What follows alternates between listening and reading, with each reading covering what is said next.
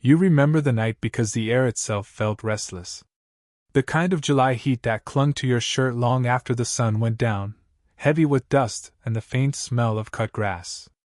The cicadas were loud in the trees, a chorus that filled the dark spaces between the street lamps, and every sound seemed amplified in that stillness. The crunch of your sneakers on the gravel lot, the way your laughter bounced off empty storefront windows.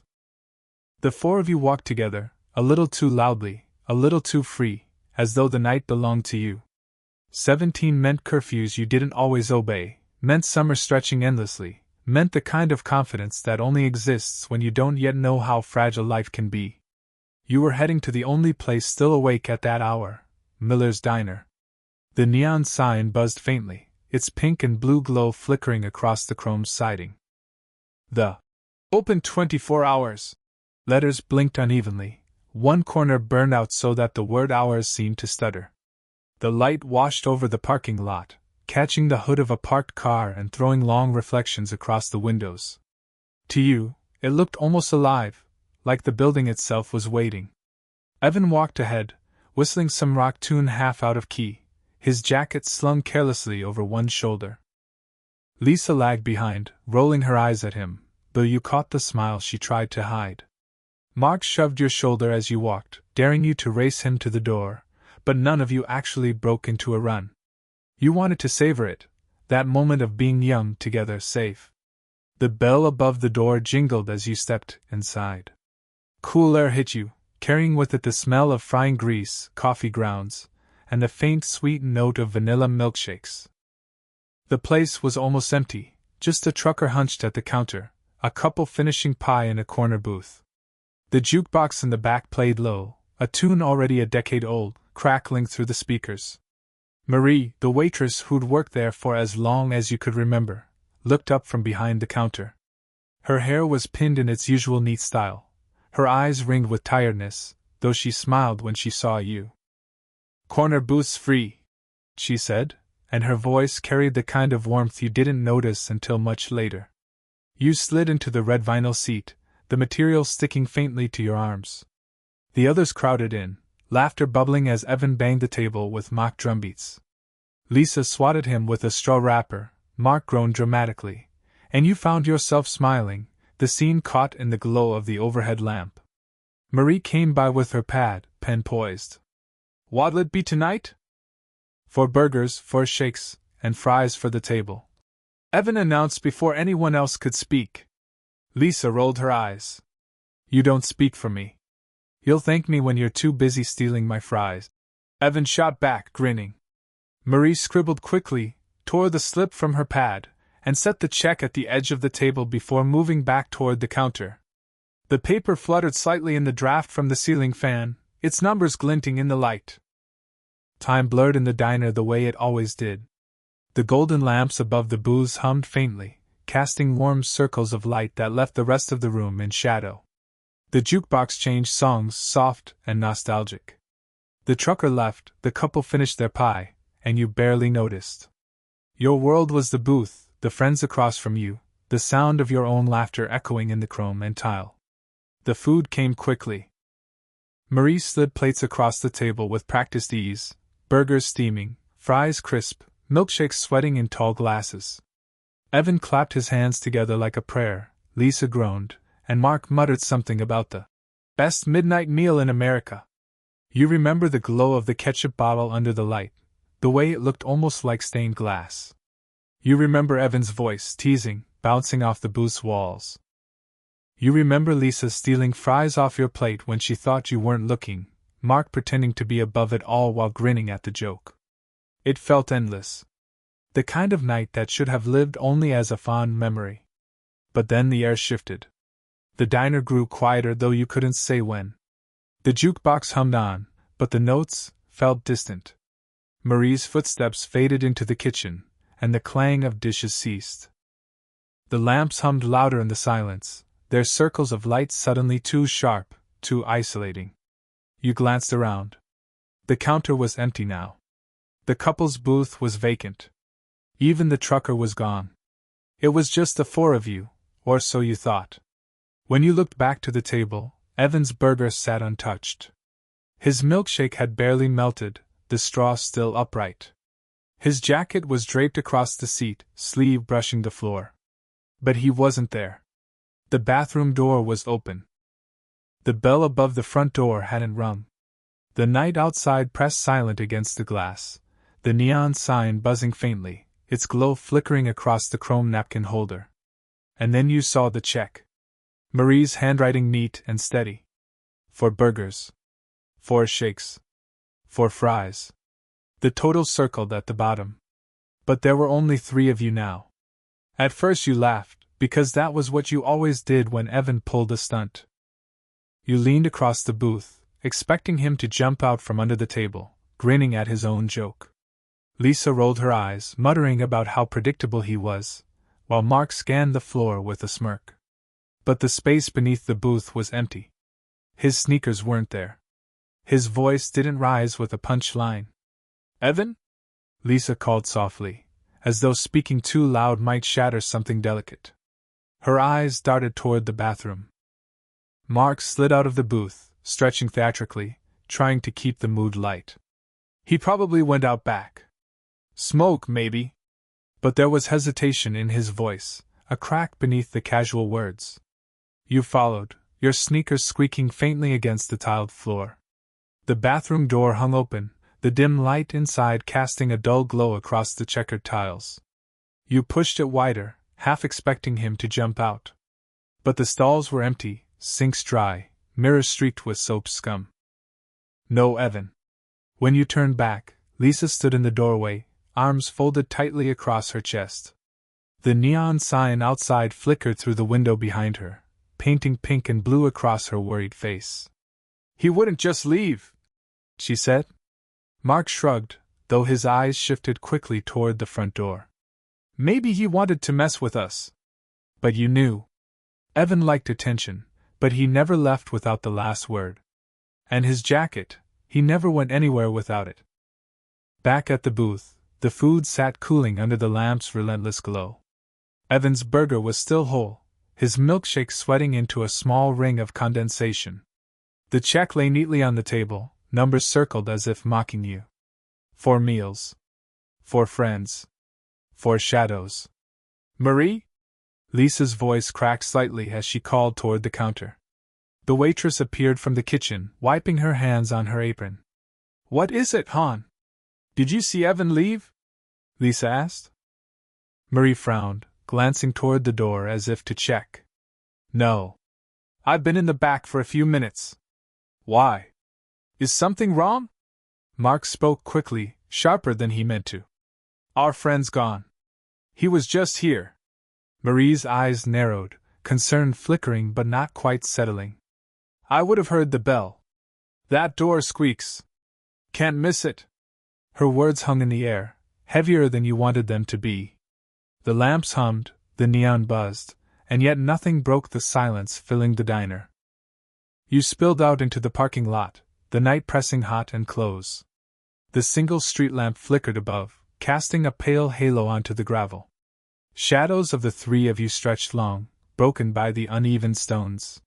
You called his name, your voices too loud in the emptiness. No answer came. The lot was bare except for a pickup at the far end, rust glinting faintly in the light. You checked behind it, expecting him to leap out laughing. Nothing. The gravel crunched beneath your feet, but no other footsteps joined yours. Lisa's voice trembled. "This isn't funny anymore." Mark swore under his breath, scanning the road. Maybe he cut across the field, headed home. But even as he said it, you knew it wasn't true. Evan wouldn't have walked off in the middle of a joke. Not without his jacket, not without finishing his burger, not without slamming down the last word. You turned back toward the diner. The neon sign buzzed faintly, casting colors across the chrome siding. Through the window, the booth sat waiting, Evan's meal glowing under the lamp, untouched. Inside again, the air felt heavier. Marie stood behind the counter, watching you with tired eyes. She didn't speak this time, didn't offer coffee or pie. The jukebox changed songs, crackling into silence between notes. Lisa sat slowly, staring at the empty space beside her. Mark tapped the check with his finger, the sound too sharp in the quiet. 4 meals, he muttered. 4. And then he looked up at you. But you had no answer. Because Evan hadn't walked out, hadn't vanished into the bathroom, hadn't slipped into the night without sound. He was just gone. And the booth held nothing but a cooling meal and a piece of paper with his name written across it. Morning arrived like a weight. The July sun rose early, filling the town with blinding light, but for you, Lisa, and Mark, the world had not shifted back into place. You had not slept. Your eyes were raw, clothes clung with the stale smell of the diner, grease, coffee, vanilla from milkshakes that had long since melted. You walked the short distance home before dawn, but none of you could bear to stay in your beds. Instead, you wandered back to Main Street together, 3 shadows stretched across a too bright morning. Miller's diner still looked ordinary. Its chrome siding reflected the rising sun, the neon buzzing faintly though useless now. The "Open 24 hours" sign stuttered, one corner burnout, flickering against daylight. Through the wide front windows, you saw the booth, wiped clean, gleaming under the same overhead lamp that had held Evan's untouched meal just hours ago. A chair pushed in neatly, table reset with fresh condiments, as though nothing had happened. Inside, Marie moved behind the counter, her hair pinned neatly, but her eyes were ringed darker than before. She didn't greet you right away. She glanced once toward the corner booth and back down at her tray of mugs, her hands moving slower than usual. Then the bell above the door jingled again, and Sheriff Dalton entered. His cruiser had already been outside, parked crooked across 2 spaces, dust still rising from the tires. He stepped in with a kind of ease that belonged to men who thought every building in town answered to them. Hat tilted low, shirt crisp, boots sharp against tile. "Morning," Dalton said, though his eyes scanned not you 3 but the room itself, as if to confirm the scene matched the version already in his head. Marie poured him coffee automatically, not waiting for an order. Only after his first sip did he turn his gaze on you. "So," he began, voice steady and low, "which one of you wants to tell me what happened?" Lisa's voice cracked. "He was sitting with us. He was right there." And then, her throat closed on the words. Mark picked up. "He didn't leave. His jacket was on the booth. His food was there. He just disappeared." Dalton stirred sugar into his cup, slow, even circles, never breaking eye contact. The spoon tapped faintly against the porcelain, louder than your own heartbeat. Finally, he said, "Kids walk out sometimes. You'd be surprised how often." "That's not what happened," Lisa shot back, her voice rising before she forced it down.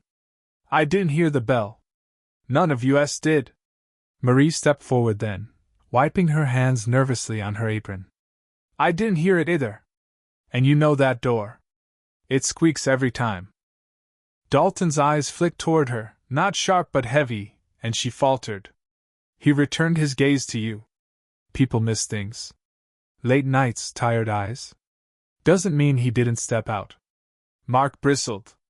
"He wouldn't leave without his jacket. He wouldn't leave his food."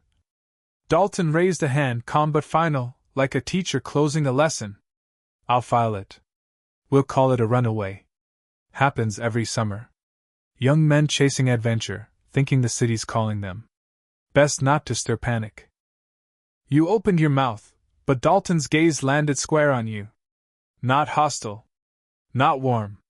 Just the kind of look that said the conversation was already over. Marie retreated behind the counter.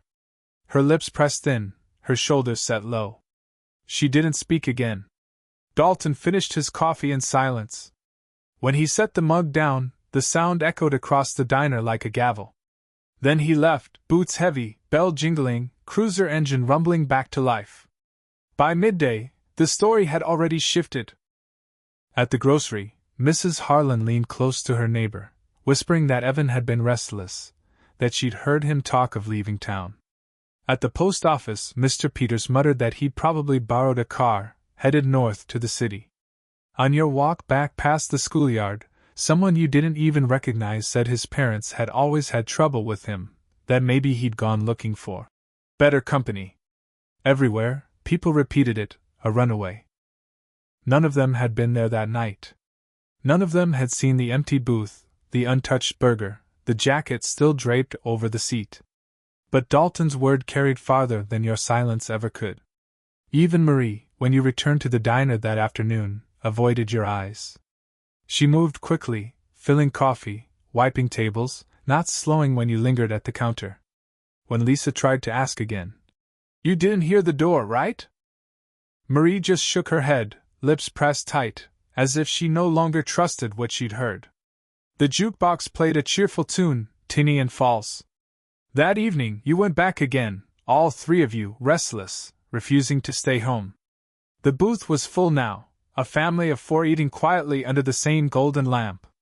Their ketchup bottle glowed just as it had before, the light catching it like stained glass. The sound of forks clinking against plates was ordinary, almost peaceful. But you couldn't look away. You saw Evan's milkshake sweating into a ring. You saw his jacket sleeve brushing the floor. You saw him there even when he wasn't. Across the street, Dalton's cruiser idled. His silhouette was visible behind the windshield, unmoving, watching. Not intervening. Not helping. Just making sure no one asked too many questions. Mark tugged your sleeve. "Come on. He's making it clear." You stepped away, the diner's bell jingling softly as the door closed behind you. The sound felt like a curtain drawn. Lisa whispered as you turned down the street. "He didn't run away." You know he didn't. And you did know. But the town had already chosen its story. And it wasn't yours. By the second day, you already felt the town closing in around you. Not with answers, but with silence. Dalton's verdict, runaway, had spread like smoke, filling every house, every shop. It was easier for people to repeat his words than to admit they didn't know what had happened. But you knew better. So did Lisa. So did Mark. That night in the diner had imprinted itself too sharply, the untouched burger, the jacket still draped on vinyl, the absence of sound when there should have been footsteps or a bell. You three sat together on Mark's porch as the sun went down, cicadas buzzing so loud it felt like the trees themselves were restless. The air was thick, the boards of the porch warm beneath you. Lisa hugged her knees, her voice low. "We can't just let this be." He didn't run away. He didn't even take his jacket. Mark rubbed the back of his neck, eyes darting toward the street where a single lamp glowed. Dalton's made up his mind. You saw the way he looked at us. If we keep pushing, we're just gonna look crazy. You leaned forward. Maybe. But someone has to try. Silence fell between you, heavy as the air. Then, without another word, you all stood. The search began where it had ended, Miller's Diner. By the time you reached it, the clock above Main Street had already struck 11. The neon sign buzzed, its pink and blue glows spilling faintly onto the sidewalk. The bell jingled as you entered. Marie glanced up from the counter. Her eyes softened when she saw you, but she didn't speak. She only nodded toward the back, as if she knew why you'd come. The corner booth sat empty. Clean. Reset. The lamp above it hummed, casting golden light onto a fresh napkin holder, ketchup bottle, salt and pepper shakers. A family had eaten there earlier. You could smell the faint trace of onions, but the air already felt still again. Lisa walked straight to the back door, the one that led into the alley behind the diner. The handle creaked in her grip. The night outside stretched dark, only the trash bins breaking the emptiness. Gravel crunched under your shoes as you stepped into the alley. The moon hung low, casting silver light that turned every shadow sharp. "Evan?" Lisa called, her voice too loud, bouncing off the metal siding. No answer. Mark checked the bins, even crouched low to look behind them, though you all knew how hopeless it was. The ground bore no trace of him, no footprints, no scuffle marks. Just gravel and silence. From there you spread out. The parking lot. The road that led toward the school. The field that stretched behind the diner, thick with summer weeds. You walked in rows, flashlights cutting pale circles through the dark. Moths battered against the beams, and each time you swatted one away, you felt Evan's absence more sharply. At the edge of the field, Lisa froze. "Look!" she whispered. You followed her gaze to a patch of weeds bent lower than the rest, as though something, or someone, had passed through. You crouched, running your fingers across the flattened stalks. They were warm still, dew not yet settled. Something had been here recently. Mark muttered. Could have been anyone. But his voice shook, and you knew he didn't believe it. You followed the trail deeper into the field. Each step pressed against the silence, your breath loud, the hum of insects louder still. But the path ended suddenly, the weeds rising again without explanation, as though swallowed back into themselves. No shoe prints, no jacket, no sign at all. Just a gap that led nowhere. Lisa whispered. It's like he disappeared. Back on the road, you caught sight of Dalton's cruiser again. Parked 2 blocks down, angled toward the diner, its headlights off but shape unmistakable. You stopped walking. Mark cursed under his breath. He's watching us, Lisa murmured. The cruiser didn't move. You couldn't see Dalton's face, only the faint glint of the badge on the dash, catching a street lamp's glow. Then let him watch. You said, though your chest tightened as you said it. You ended the night on the steps of the library. It was closed, of course, lights long extinguished, but you sat together anyway, flashlights off, wrapped in the thick night air. The brick walls still radiated warmth from the day, the stone steps cooling slowly beneath you. We need proof, Lisa said. Something more than just our word. Mark shook his head. Even if we find something, Dalton won't care. He's already told the story he wants. You stared across the street at the dark windows of Main Street shops. The whole town felt like it was listening, waiting. And in that moment you realized, the silence wasn't just from Dalton. It was from everyone. The town itself wanted this gone. And that was the most terrifying part of all. Summer stretched on, heavy and unrelenting. The sun rose early and scorched Main Street before noon, the cicadas sang like they were determined to drown out thought, and every night the air clung to you like a second skin. But for you, Lisa, and Mark, the season no longer felt endless in the way it once had.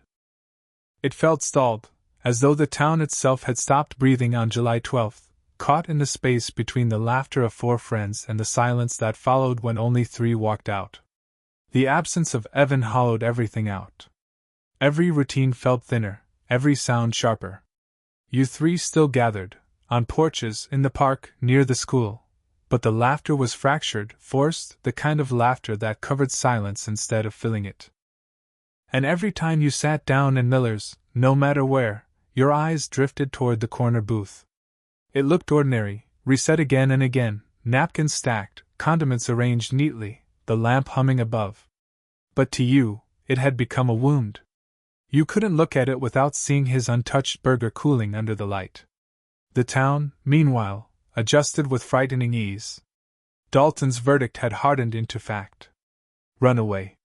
The word spread quicker than truth ever could.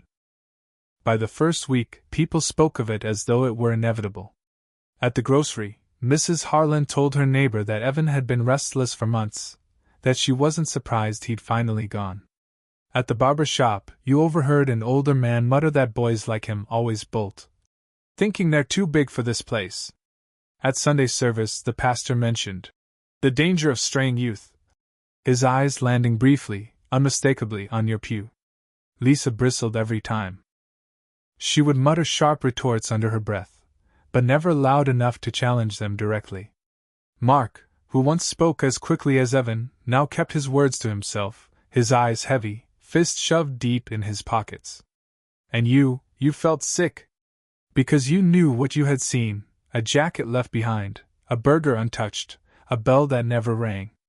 But each day, the certainty of others chipped at your memory, like waves grinding down a stone. The rumors changed shapes like shadows in shifting light. One afternoon at the post office, a man insisted he'd spotted Evan hitchhiking near Route 6. A woman at the library claimed she'd seen his car parked outside a bar 2 towns over. A girl from school whispered he'd written her a letter weeks before, though she couldn't produce it. None of the stories matched, none of them made sense, but the details didn't matter. What mattered was the comfort of a story, any story, that allowed people to sleep. Lisa refused to let them rewrite him. She began carrying a small spiral notebook everywhere, scribbling down rumors, names, and dates. She scrawled so quickly the ink sometimes smeared across her hand. Each night, she would read the entries back, cross out contradictions, circle gaps. When Dalton walked by, which he did often, lingering on Main Street more than usual, Lisa snapped the notebook shut and stared him down with a defiance that surprised you. Mark grew quieter instead. He still came on the late-night walks, still traced the edges of the diner's parking lot with you, but his voice was muted, his shoulders slumped. He muttered that maybe Evan had planned something after all, even if he hadn't told you. But the words lacked conviction. And you? You couldn't escape the booth. In your dreams, you saw the lamp's circle of light isolating the cooling meal, the check fluttering against the draft, the neat handwriting, for burgers, for fries, for shakes. Sometimes you woke with the image of the paper on your own nightstand, the number circled in Marie's careful hand. One night, restless, you left the house long after midnight. The town was silent, windows dark, only the glow of street lamps painting pale halos onto sidewalks. You walked to Miller's. The neon buzzed against the night sky, painting the chrome siding with pink and blue glimmers. Inside, truckers nursed coffee, a couple of factory workers hunched over pie, a group of younger kids whispered loudly in a booth. Marie moved quickly between them, her coffee pot never resting. She noticed you at the counter. Without a word, she poured coffee, slid the mug across. The steam rose faintly into the light, curling like smoke. "You should let it go," she said quietly. The words startled you more than Dalton's dismissal had. "Why?" Her eyes flicked toward the corner booth, then back to you. "Because the town already has." She didn't say more. She didn't need to. She turned back to the coffee maker, her shoulders taut. Walking home, you felt the town's silence pressing heavier than ever. Shuttered windows watched you, street lamps buzzed, insects whined in the dark. Every porch light you passed was turned off. The houses looked as though they were holding their breath. You realized then that Dalton's story wasn't the only thing keeping Evan gone. The whole town had chosen silence, and silence was stronger than memory. But you also realized something else. If silence could bury the truth, then maybe the truth could crack it open again. You weren't ready to let him go. The nights had grown heavier, as though the town itself pressed down harder with each passing day. Heat clung to you long after the sun fell, the cicadas sang without pause, and even the stars above seemed dulled, hidden behind a sky that no longer breathed. You, Lisa, and Mark gathered often in the same places, the swings at the park, the steps outside the library, the quiet stretch of road behind the school, but there was no longer ease in your laughter. It had been replaced by something else, urgency. Lisa arrived one evening with a small spiral notebook clutched in her hand. Its cover was worn, corners bent from being carried constantly. She didn't waste time with pleasantries. She dropped onto the swing beside you, flipped it open, and began to read. Her pen had filled the pages with hurried scribbles, names scrawled in uneven lines, dates underlined, rumors captured like fragile butterflies pinned to paper. "Every story starts at Miller's," she said, her voice sharp under the buzz of the lamp above you. "Not just Evans. I talked to Mrs. Keller." She remembers her cousin's friend disappearing back in '65. Last seen at the diner, late at night. Mr. Parsons said his brother's buddy went missing in '72, pie and coffee at Miller's, then gone. Dalton called them runaways too. Just like Evan. Mark shifted uneasily, the chain of his swing groaning. "You're telling me a diner eats people? Come on, Lisa." Her eyes burned. "I'm telling you people vanish there. And no one asks why. Dalton doesn't investigate. He doesn't even pretend to. He just files it, calls it a runaway, and the town moves on." You leaned closer to see the pages. The handwriting was messy, sometimes smudged, but the pattern was undeniable. Names circled, years jotted down. Always the diner. Always Dalton. The three of you returned to Miller's the next night, not for burgers or milkshakes, but to watch. You chose a booth near the window, one that gave a clear view of the corner. The neon sign outside flickered against the glass, washing pink and blue across your faces. Inside, the lamps hummed, casting golden pools onto red vinyl and chrome. Marie moved between tables, her apron stained with coffee rings, her hair pinned as always. A trucker dozed at the counter, 2 factory workers shared pie, a couple of kids younger than you whispered over fries. The door opened, the bell jingled. The door closed, the bell jingled again. Again and again. Always the same sound. But that night with Evan, there had been nothing. The bell, you whispered, leaning across the table. It never rang. Not once. Lisa's head snapped up, eyes wide. She scrawled it down instantly, underlining the words. Mark's jaw clenched. It always rings, you said. Always squeaks, always jingles. But when Evan vanished, nothing. It was silent. Lisa pressed the pen so hard it nearly tore the page. So either he didn't leave through that door, or someone found a way to silence it. Later, you circled the diner's exterior. The night pressed thick and close, the only light a flickering lamp in the alley. Shadows stretched long across the gravel, broken by trash bins and weeds that pushed stubbornly through cracks. Lisa pointed at a side door, paint peeling, handle rusted. What if he went out there? No bell. No squeak. Mark kicked at the gravel. And then what? He just vanished into the night? His voice trembled, bitterness covering fear. You crouched by the door. The rust felt rough under your fingertips, flaking easily, but the ground at its base told a different story. The dust was disturbed, scuffed, as though someone had pressed through recently. You stood slowly, a chill moving through the humid night. Maybe Evan hadn't slipped past you unnoticed. Maybe he'd been pulled out, steered toward a door no one was supposed to notice. The notebook filled quickly. Lisa chased every rumor, cornered every adult willing to talk. A boy in 65. A man in 72. Another name in 77. Always Millers. Always. Runaways. Always forgotten. Mark snapped one night, his voice raw. You're chasing ghosts. People leave. They get restless. It doesn't mean Millers is swallowing them. Lisa didn't flinch. She shoved the notebook at him, her fingers stabbing the pages. Then why does Dalton close every case the same way? Why does he never ask more than one question? Why does no one else remember these people until you press them? Mark's lips tightened, but he had no answer. He shoved the notebook back, his hands shaking.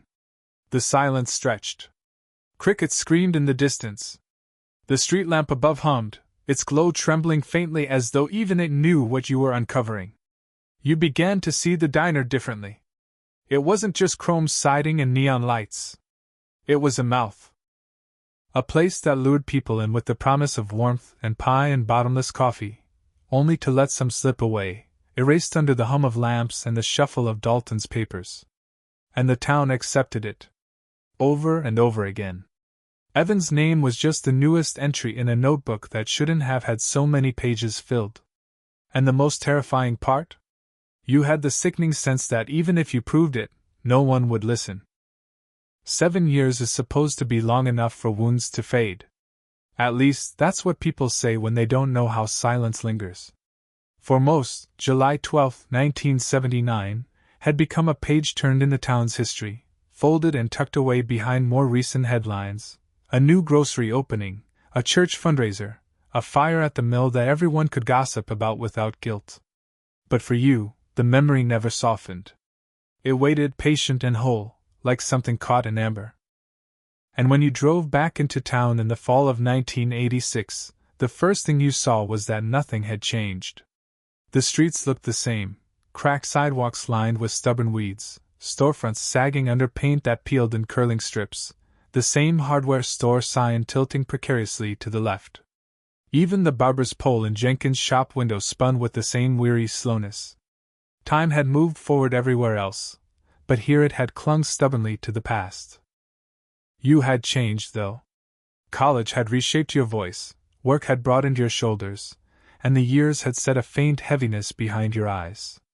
But the moment your tires crunched over the gravel of Miller's Diner parking lot, you felt 17 again. The neon sign buzzed just as it had, the "Open 24 hours" letters still flickering with their one burnt corner. Chrome siding caught the glow of a lonely street lamp, reflecting it back in streaks of pink and blue. For a heartbeat, you half expected to see Evan leaning against the diner door, whistling off-key, jacket slung over his shoulder. Instead, the door stood empty. You cut the engine but didn't move. October air pressed cold against the windshield, scattering fallen leaves across the hood. You stared at the diner, at the glow of the sign, at the way the shadows clung around the building's edges. 7 years, and still the same. You thought distance had dulled it, but the memory rushed back whole, the four of you laughing too loud, the food arriving hot and fast, Marie's pen scratching across the check, and then, the absence. The silence. The way the night swallowed a boy whole. Finally, you opened the door and stepped out. Gravel crunched under your shoes. The wind cut sharp across your face. You hesitated at the diner's door, your hand resting on the cool metal, before pushing inside. The bell jingled above you, sharp and bright. You froze. The sound was ordinary, nothing more than a bell, yet it stabbed into you like a cruel reminder. That night in '79 you hadn't heard it. Not once. Inside, the diner smelled the same, grease and coffee and faint vanilla. The jukebox played a faded tune, something from 1972 that had already outlived its moment. The booths were filled with strangers, truckers in dusty caps, a family sharing pie, a pair of young men laughing over milkshakes.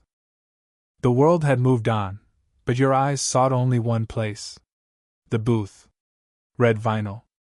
Chrome edges. Golden lamp humming above. Someone had carved initials into the tabletop since your last time there, but otherwise it was untouched, frozen. You saw it the way it had been, Evan's jacket draped, his milkshake sweating, his burger cooling in silence. For a moment you swore you could hear his laugh bouncing faintly from the walls, only to fade into the hum of the lamps. "Long time," a voice said. You turned. Marie stood by the counter, older now, lines deeper around her eyes, but still Marie. Her apron folded, hair pinned with stubborn neatness. She smiled faintly, but the smile carried no joy. You nodded. "Yeah. It's been a while." She tilted her head toward the booth. "It's open." You slid into the seat cautiously, as though you were trespassing. The vinyl was cool under your hand. The lamp hummed above, its golden glow falling steady across the table. You could almost see the faint ring from Evan's glass etched into the surface, though you knew it wasn't there. Marie brought coffee. She set it in front of you, lingered a second too long, her eyes darting toward the corner before landing back on you. "Some things never change," she murmured. You searched her face. "Does it ever feel different?" Her lips pressed tight. "It never does." And she walked away before you could ask more. You sat there, sipping coffee that tasted exactly as it had, listening to the doorbell jingle as people came and went. Each time it rang, you flinched. Each time, the sound felt louder, as though mocking the silence of the night that had changed everything. Truckers paid their checks. A couple split pie. Children tugged at their parents' sleeves. The diner lived on, ordinary, harmless. Yet you couldn't shake the sense that the booth was waiting, still carrying what the town had chosen to bury. Finally you left. The bell jingled again, echoing sharp into the October night. You walked Main Street slowly. The air was cooler now, your breath visible. Windows were shuttered, porches dark, the only light from the humming street lamps. You passed the grocery, the hardware store, the post office. Each building looked the same, but you saw them differently now. You saw absence in every closed door. You saw silence in every darkened porch. The town had perfected forgetting. Weeks later, Lisa found you. She looked older too, sharper cheekbones, hair tied back roughly, but her fire hadn't dimmed. She carried the same notebook, only thicker now, its pages frayed and nearly bursting. She set it between you at the booth one night, pressing her hand against its cover like it was a relic. I never stopped, she whispered. You opened it carefully. More names. More years. More disappearances. Each one tied to Miller's. Each one filed away as a runaway. The most recent was from 1983, a girl no older than you had been when Evan vanished. Last seen leaving the diner after midnight. The ink blurred as you stared. The pattern hadn't ended. It had stretched beyond Evan. Lisa leaned forward, her eyes steady. We can't let them keep pretending. You closed the notebook slowly, your chest heavy. So what do we do now? Outside, the neon buzzed, flickered once, then steadied again. The October wind rattled the sign, leaves scattering across the lot. And you realized you hadn't come back just to remember. You had come back to dig out the truth. The air turned sharper as November settled in. The days shortened, the sun slipping away before supper, leaving Main Street draped in shadows by the time most folks sat down to eat. But you and Lisa weren't eating. You were watching. For weeks after her return, you circled Miller's like restless ghosts, never quite daring to walk inside after dark. Instead, you sat in your car across the street, engine off, breath fogging the glass as you stared at the neon sign buzzing faintly against the night sky. The Open 24 hours letters flickered with their stubborn burnt corner, just as they always had. Inside, truckers nursed coffee, couples shared pie. Marie moved briskly with her pot in hand. Ordinary. Harmless. But you knew better. Lisa scribbled in her notebook by the faint glow of a flashlight, jotting down times, names, descriptions. Every person that goes in, every person that comes out, she murmured. We watch until it doesn't add up. And so you did? Night after night you watched. The bell jingled when the door opened. The bell jingled when the door closed. People came, people left. Yet the longer you sat there, the more your skin prickled with the memory of that single night in '79, the night the bell had failed, the night the booth had swallowed Evan whole. On the fifth night, Lisa elbowed you, her pen frozen mid-scribble. Did you hear that? You turned. The diner door had opened, the bell had chimed, but only once. A man in a brown jacket had walked in, but you never heard it ring again when he left. Maybe we missed it, you whispered. Lisa shook her head, hair falling into her eyes. I don't miss things. She flipped to a blank page, wrote the time, underlined it twice. Your stomach tightened. The air in the car felt colder.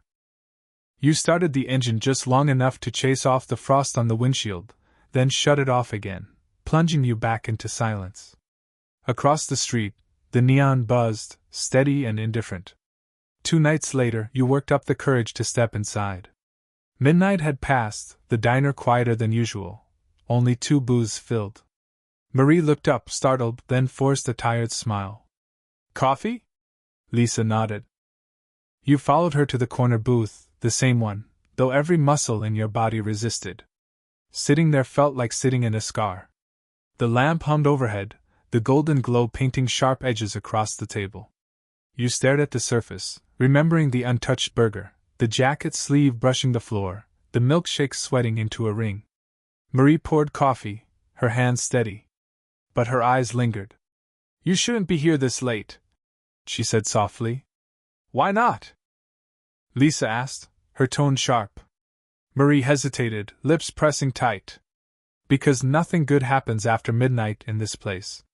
She left quickly, retreating to the counter, her back stiff.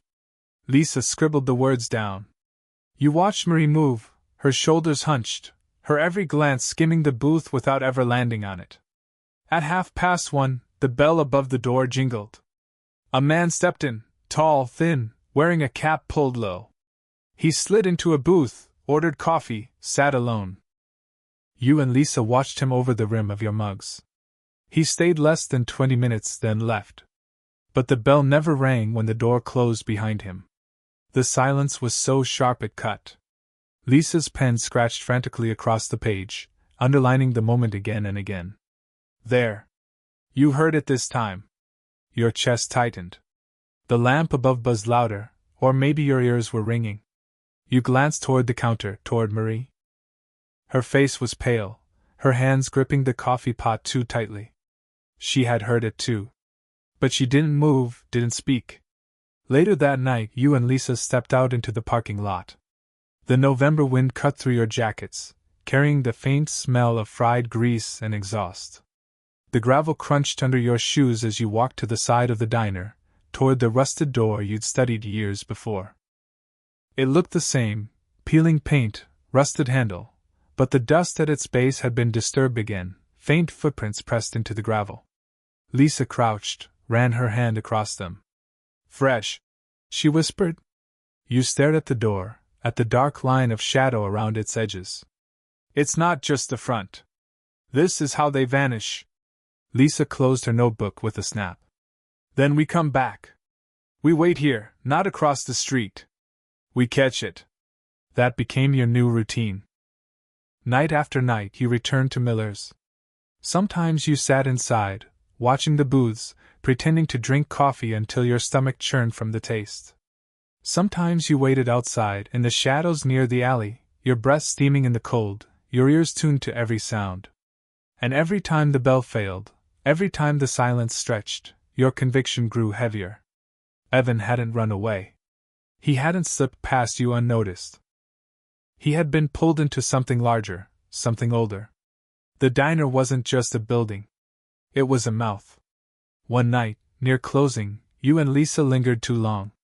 The other customers had left, and Marie was wiping down the counter, her hands trembling faintly. She looked at you both, then at the door, then back again. Finally, she whispered, "You should stop." Lisa leaned forward. "Why? What happens here?"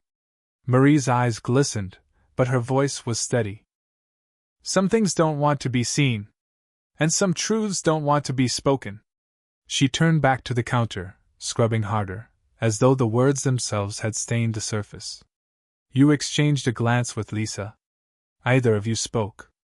But you both knew, Marie had given you more than Dalton ever had. The silence wasn't an accident. It was part of the diner itself. And you were getting close. 8 years is enough for most people to forget. For the town, Evan had become a ghost story whispered at the edges of conversation, a footnote in Dalton's reports, a name remembered only when someone needed to fill silence. But for you and Lisa, the date had been carved into your bones. And when July 12th came again, the air itself seemed to remember. The heat was heavy, clinging the way it had that summer. The cicadas screamed in the trees, their rhythm endless, almost mocking. Gasoline fumes drifted from the station on Main, cut grass sweetened the air near the schoolyard, and the lamps buzzed faintly over cracked sidewalks. The sameness of it all made your skin crawl. Time had moved forward everywhere else, but here it had paused, holding its breath, waiting. You and Lisa sat in your car across from Miller's, the notebook open between you. Pages frayed, edges smudged, filled with years of scribbled rumors. Lisa tapped a pen against the paper in steady rhythm. Her voice was low, almost reverent. 8 years. You nodded, eyes fixed on the diner. The neon glowed as it always had, pink and blue bleeding into the chrome siding. The corner of the open 24 hours sign flickered, just as it had the night Evan vanished. You stared at the booth through the window. Ordinary. Empty. Waiting. Lisa's breath fogged the glass. We go in. We don't leave until we know. The bell above the door jingled when you entered, sharp and mocking. The diner smelled the same, coffee, grease, faint sweetness of pie. The jukebox played something worn and tired, a tune that sounded more like memory than music. Marie looked up from the counter. Her eyes widened, then narrowed. She set down her rag, moved toward you slowly. Not tonight, she murmured. But you and Lisa walked past her. You slid into the booth, vinyl cool under your palms, lamp humming overhead. Sitting there felt like pressing your hand against a scar. The light painted the table gold, the edges sharp against chrome. You could almost see Evan's jacket still draped, his milkshake sweating into a ring. Marie hovered a moment, lips pressed tight, then poured coffee into 2 mugs. Her hands trembled as she set them down. "Please," she whispered, eyes flicking toward the door. "Don't stay." But you stayed. The night dragged. Truckers came and went. A young couple entered, split pie left. The bell rang each time, loud and sharp. Ordinary. Harmless. Until it wasn't. At 1:14 a.m., the door opened. You saw it swing. A boy stepped inside, tall, maybe 17, dark hair falling into his eyes. He looked like Evan had that night, restless, alive, unaware. He slid into a booth near the jukebox, ordered quietly. But the bell never rang. The silence hit like a blow. Lisa froze, pen clutched too tightly. You turned slowly toward Marie. Her face had gone pale. She gripped the coffee pot with both hands, as though it were an anchor. Lisa's whisper cut through the air. "Write it!" You couldn't move. All you could do was watch the boy. He ate quickly, nervously, glancing around as though he already knew he didn't belong. At 1:42 he stood. He walked to the door. It opened. And again, no bell. The silence felt endless. Then the door shut, and he was gone. You bolted from the booth, Lisa stumbling behind you. The bell jingled for you this time, bright and cruel, as though mocking what you'd just seen. The parking lot outside was empty. The boy was gone. Not walking away. Not climbing into a car. Just gone. The gravel lot stretched quiet beneath the buzzing street lamp. Shadows pulled at the diner's edges, long and heavy. Lisa's breath came ragged. It happened! Just like Evan. Just like all of them. You turned toward the alley. The rusted side door loomed, peeling paint catching faint moonlight. Fresh footprints marked the gravel at its base, sharp in the dust. You crouched, ran your fingers across them. The chill sank through your skin. He went this way, you whispered. Not the front. Lisa scribbled furiously, hand shaking. Then we know. We finally know. But knowing wasn't enough. The next night you returned again. Not inside. Not in the booth. You crouched in the alley, pressed against the wall, breath shallow. Lisa sat beside you, notebook in her lap, pen ready. Hours passed. Midnight came. People entered, people left. The bell rang, loud and ordinary. Until 12:57. The door opened. A figure slipped inside, silhouette faint against neon. No bell. Lisa's hand gripped your arm. Now. You both froze, listening. The lamp above buzzed, insects circling. The gravel crunched faintly, but not from you. Then, slowly, the side door handle turned. You held your breath. The door opened a crack, just enough. Beyond it was darkness. Not night dark, not moonlit shadow. A deeper dark, thick and silent, as though the diner itself opened into somewhere that swallowed sound. Your chest tightened. The air seemed to vanish from your lungs. Lisa's whisper trembled. It's real. The door closed again. Soft. Final. The alley fell silent except for the buzzing lamp above and the hammering of your heart. Lisa snapped the notebook shut. Her eyes burned in the glow. We catch it. We don't let them bury it again. You nodded, though every part of you screamed with fear. Because you knew the truth now. The diner wasn't just a place. It was a wound. And that wound was still open.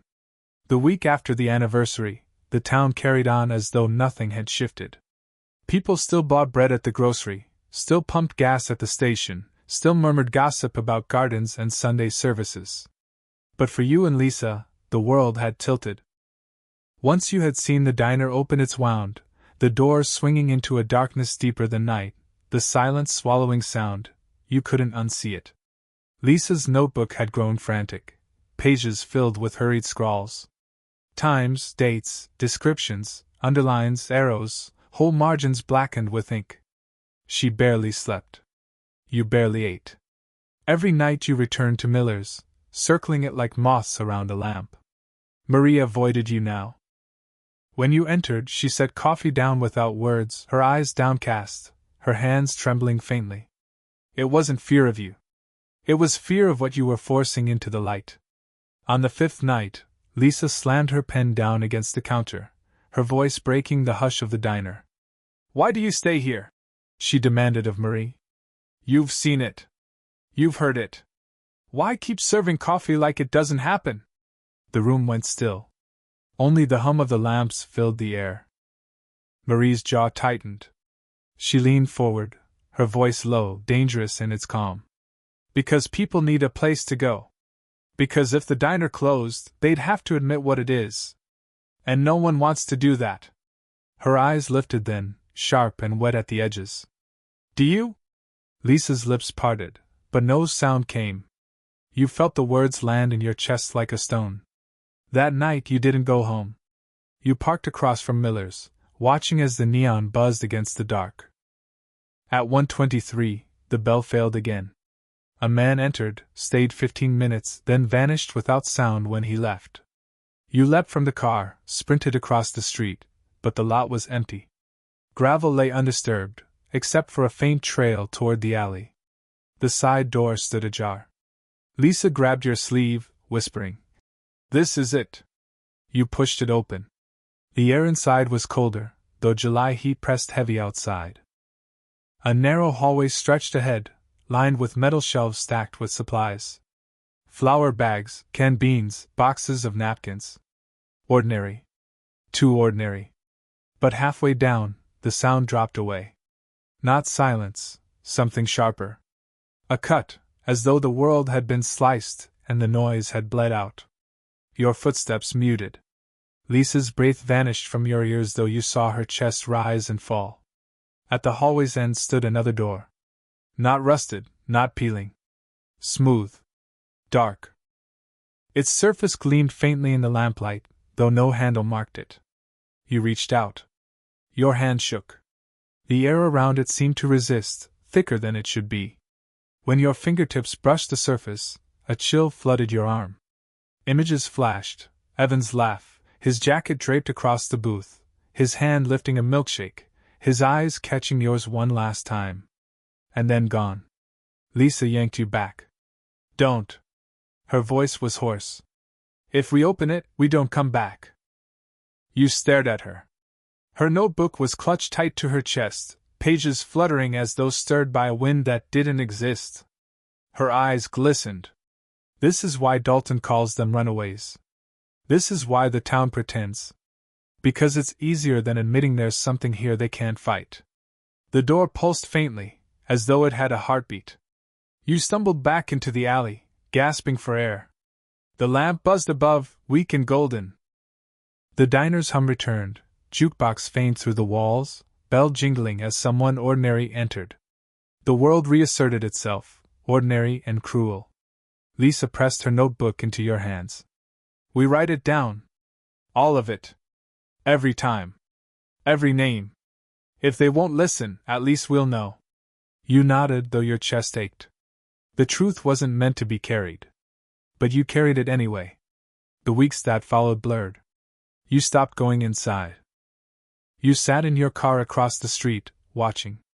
Each time the bell failed, you wrote the time. Each time someone entered and didn't leave, you marked the page.